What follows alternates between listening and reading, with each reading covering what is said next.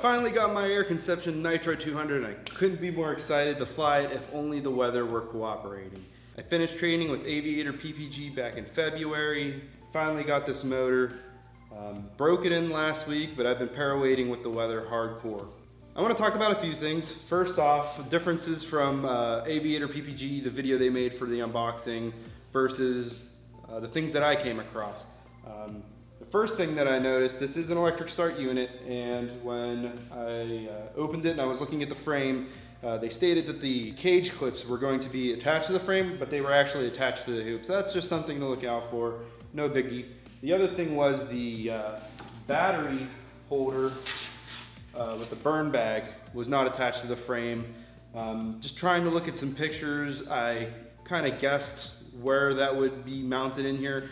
I'll get a close-up of it so you can look. Maybe someone can point out that theirs is mounted differently, I don't know, but I made my best guess at it.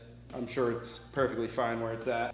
The third thing was, if I turn the harness around here, this leg loop on the bottom here, if you hold it up, it'll have a nice follow, no twists going into the actual seat pan up underneath.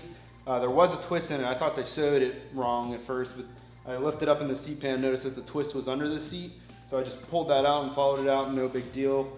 All right, so if I go up in here and I take a look at my burn bag, let's focus in. It sits on top of this frame post here. I have two straps.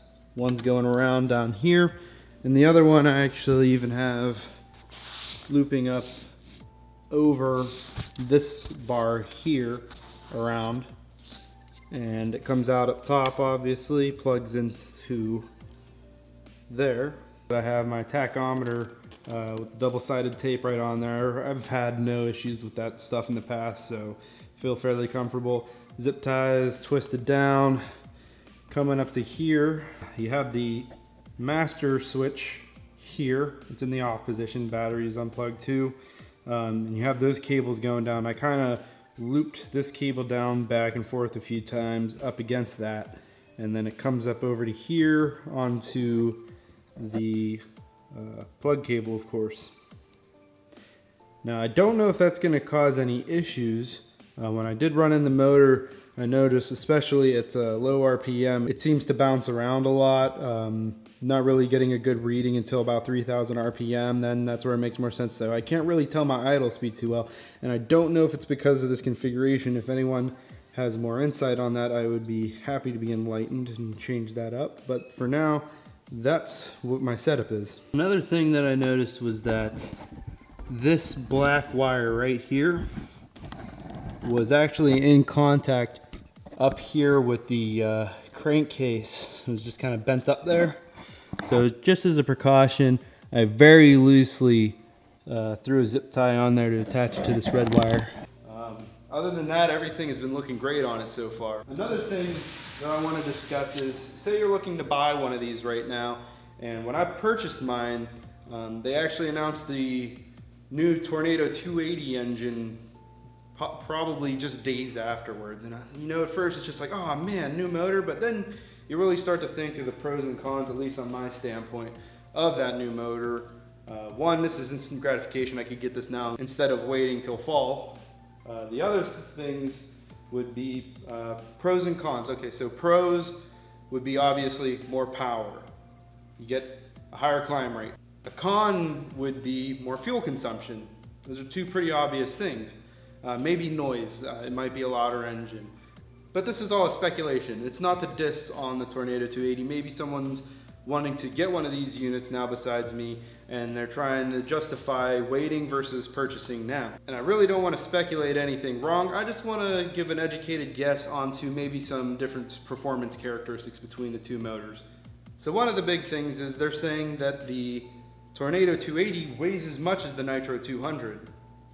I know this motor comes in at about 25 pounds. I think the spec on the Tornado 280 from what I saw converts to about 25.7. They said it's the same. I don't know if this is 25.72, but that throws up some flags, at least in an engineer's mind. Because when it comes to engine performance, there are really only three things that are balancing between each other. You're gonna have give and takes.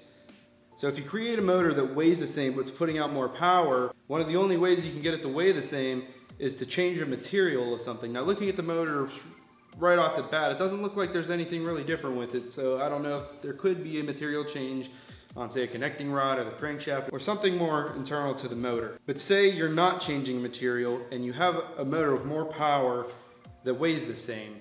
Well, more power means you're going to be generating more thermal energy, more heat. You got to dissipate more heat. And if it weighs the same, you don't necessarily have the same amount of material to dissipate that heat. Now, since the head's going to be a larger diameter, you're going to have more surface area, but maybe you're losing something in the fins. I'm not sure. It's just one of the things that you can kind of speculate on performance-wise. The other thing that's even more obvious would be mechanical strength. If you're creating more power on the same internals, you're going to have a smaller factor of safety on them. Now, it's not to say that the Tornado 280 will have a good factor of safety on the components. It's just given the same weight and more power, you're going to know that the Nitro 200 is going to have a larger factor of safety on its components. But who knows? This is a motor that they're going to be testing through the next several months, and they're probably going to make improvements. I know when the Nitro was first getting tested, the main pulley up here was snapping, and they made several iterations to that to get that where it needed to be strength-wise. Like I said, this is all a speculation. I'm just trying to justify to myself that I'm going to love this baby for a while because I'm well invested. Anyhow, thanks for watching, everyone. Stay safe out there and happy flying.